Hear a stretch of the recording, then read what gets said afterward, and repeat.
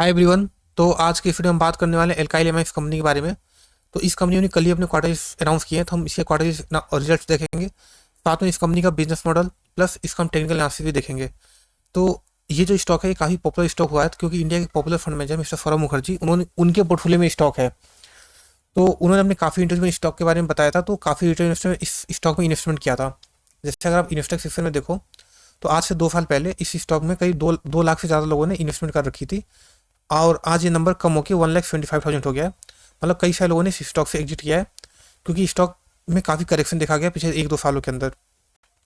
तो पहले हम इसके क्वार्टर चेक करते हैं। तो आप देखो तो इसके जो सेल्स हैं वो 15% से ग्रोथ हुई है, और जो प्रॉफिट है वो 81% से बढ़ा है। यानी लास्ट ईयर 322 करोड़ सेल्स से बढ़ के 371 करोड़, और प्रॉफिट जो तो 34 करोड़ से बढ़ के 44 करोड़ हुआ है।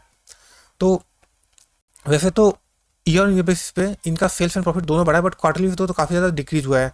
जो 415 करोड़ जो इनकी सेल्स थी पिछले क्वार्टर में, उससे घट के 321 हुई है। तो क्वार्टरली बेसिस से तो अच्छा परफॉर्म नहीं किया इन्होंने, मतलब क्वार्टर पे।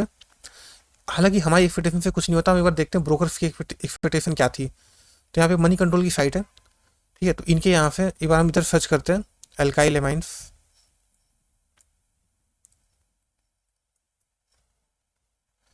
तो आप यहाँ पे देखोगे तो इनके हिसाब से जो एक्सपेक्टेशन है इसने बीट की है 3.13%। मतलब इनके हिसाब से रिजल्ट्स काफ़ी अच्छे हैं। हालांकि इन्होंने प्रॉफिट में तो बीट किया, बट इनकी जो रेवेन्यू की एक्सपेक्टेशन थी वो 403 करोड़ की थी। तो हमें बोलते मिक्स रिजल्ट है, ठीक है। प्रॉफिट वाइज तो उन्होंने अच्छा ग्रोथ दिया है, बट रेवेन्यू वाइज उतना अच्छा ग्रोथ नहीं दिया है। तो अभी इनका रिजल्ट कल आई थिंक ओपन मार्केट में नहीं आया था, तो इसका जो रिजल्ट है वो मंडे के दिन पता चलेगा कि इस कंपनी का कैसा रिजल्ट आया है। बहरहाल हम बात करेंगे हम टेक्निकल एनालिसिस की, तो आप देख सकते हो कि ये जो स्टॉक है अभी काफ़ी ज़्यादा गिरा हुआ है। और यहाँ पे इसके ऑल टाइम हाई से देखें तो ये इसने जुलाई 2021 में ऑल टाइम हाई बनाया था, उसके बाद से कॉन्टिन्यूसली नीचे है। और अभी के टाइम पे आप देखो तो 64% ये डाउन है। तो क्या इतना नीचे अगर कोई स्टॉक आ जाए तो क्या हमें खरीदना चाहिए? देखिए मेरे हिसाब से ऑब्वियसली कोई कोई भी अच्छी कंपनी अगर वो नीचे है तो हमें खरीदना चाहिए, लेकिन हमें फंडामेंटल साथ में टेक्निकल भी देखना चाहिए। कि हमें पता होना चाहिए कि ये स्टॉक ने जो रैली दी थी इतनी बड़ी, ये आखिर क्यों दी थी, ठीक है। तो हमें कंपनी का नेचर समझना पड़ता है कि कंपनी कैसे बिहेव करती है, इसने पास्ट में कैसा बिहेव किया है। जैसे अगर आप इस कंपनी का पास्ट देखो, ठीक है, तो आप देखोगे तो ये एक टाइम था जब स्टॉक 92% क्रैश हुआ था, ठीक है। एक बार ये आप यहाँ से देखो तो स्टॉक यहाँ पे आप देखो तो 75% क्रैश हुआ था। फिर यहाँ पे 4 साल का पीरियड था जब स्टॉक कॉन्सोलिडेट किया था। उसके बाद इसने एक बहुत बड़ी रैली दी थी। उसके बाद इधर एक बड़ा फॉल, फिर कॉन्सोलिडेशन, फिर एक रैली, ठीक है। उसके बाद यहाँ पे आप देखो तो अगेन यहाँ पे आप देखो तो काफ़ी अच्छा रैली दिया था। अगर हम इसको मेजर करें, आप इधर से अगर देखो तो ये स्टॉक करीब 16-17 गुना हुआ था, ठीक है, मात्र 3-4 सालों के अंदर। तो ऑब्वियसली जब भी कोई कंपनी अगर इतनी बड़ी रैली देती है 15-16 गुना हो जाए, तो उसके बाद एक करेक्शन तो ड्यू होता ही है। हालांकि हमें पता ही नहीं था ये स्टॉक जब रैली भी होती है तो हमें नहीं पता होता एग्जैक्टली ये स्टॉक 5 गुना होने के बाद करेक्शन देगा, या 10 गुना होने के बाद करेक्शन देगा, या 20 गुना होने के बाद करेक्शन देगा। कोई भी एग्जैक्टली प्रेडिक्ट नहीं कर सकता है। तो गिरावट कितनी होगी हमें ये भी नहीं होता, बट हाँ अगर कोई स्टॉक बहुत बड़ी रैली देता है उसके अंदर गिरावट होती है। तो सवाल है खरीदना कब चाहिए। तो देखिए फंडामेंटली तो हमें देखना चाहिए कि कंपनी का बिजनेस मॉडल में ये जो ग्रोथ है वो क्यों आई थी। तो उसका एक जो रीजन था वो था कि चाइना+1 पॉलिसी, कि केमिकल का डिमांड जो कोविड की वजह से बहुत ज़्यादा हो गया था, और इंडिया उस डिमांड को फुलफिल कर रहा था।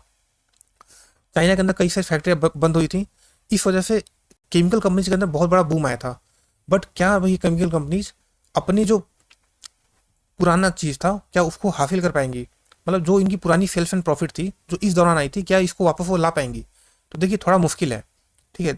जो पूरे दुनिया में जो 40% जो प्रोडक्शन होता है केमिकल, वो सिर्फ चाइना करती है अकेले, और इंडिया सिर्फ 4% करती है। उनके साथ कॉम्पिटिट कर पाना थोड़ा टफ है। मैं ये नहीं बोलता नामुमकिन है, बट टफ है। बट हाँ, जो इस टाइप के जो बिजनेसेस होते हैं ना, उसकी आम रिटेल इन्वेस्टर को एनालाइज कर पाना बहुत मुश्किल होता है, क्योंकि एक्सपोर्ट ड्रिवन बिजनेसेस होते हैं जो कि गवर्नमेंट की पॉलिसी से बहुत ज़्यादा डिपेंड होते हैं। कि इंडिया के अंदर क्या एक्सपोर्ट को लेकर रूल है, चाइना के अंदर क्या रूल चल रहे हैं, पूरी ग्लोबल इकोनॉमी कैसी चल रही है। तो इनको ट्रैक कर पाना एक आम आदमी के लिए बहुत मुश्किल है। तो इस टाइप के बिजनेस में अगर आप इन्वेस्ट करना चाहते हो, तो या तो आप बहुत ज़्यादा टाइम लगाओ इनके बारे में पढ़ने के लिए, या दूसरा क्या है कि आप टेक्निकल का हेल्प ले सकते हो। या आप एकदम बॉटम में खरीदने के बजाय आप टेक्निकल का एनालिसिस करो, आप देखो कि कहाँ पे बेस्ट एंट्री जोन हो सकता है।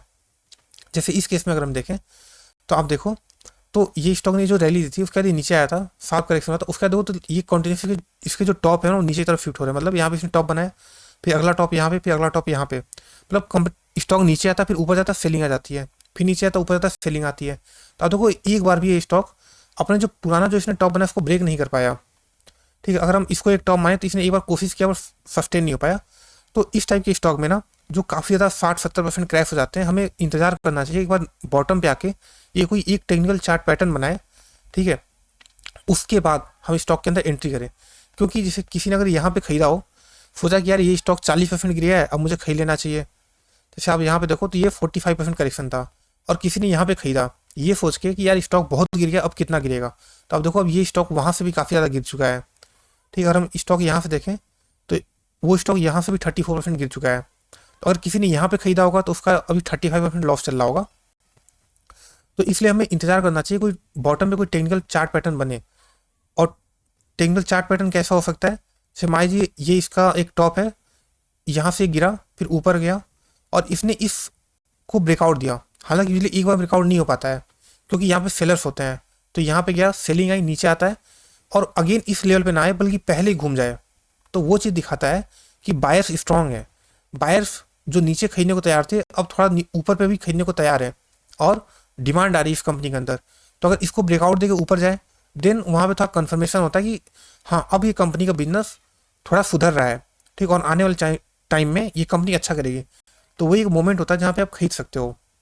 बट हाँ, ये जो फॉलिंग नाइफ होता है ना, उसके अंदर एवरीथिंग करना अगर आप करना चाहते हो तो अपने रिस्क पे करिए। ठीक है, आप ये एज्यूम करके चलिए कि आपको 50-60% का लॉस देखने को तैयार ही है। जैसे किसी ने अगर यहाँ पे किया होगा तो अभी टाइम उसके 50% लॉस हो रहा होगा। ठीक है, तो देखिए ये जो कंपनी होती है जब गिरती है तो बहुत ज़्यादा गिरती हैं, जब भागती है तो बहुत ज़्यादा भागती हैं। जैसे आपने देखा कि ये जो रैली है, ठीक, अब हो सकता है ये कंपनी, अब जैसे यहाँ से देखो आप जुलाई 21, ठीक है, तो इसको यहाँ कितना टाइम हो गया, सॉरी एक मिनट। तो जैसे ये जो लेवल है यहाँ पे, मान लीजिए इस स्टॉक को वापस इस लेवल पहुँचने पे ये यहाँ पे पहुँचे 2027 में, लेट्स से 3 साल बाद, ठीक है, तो हम बोलेंगे कि इसने 2021 से लेकर 2027 तक बिल्कुल रिटर्न नहीं दिया, 0% रिटर्न दिया। बट जिस इंसान ने यहाँ पे पैसा लगाया होगा उसका पैसा 3 गुना 4 गुना हो जाएगा।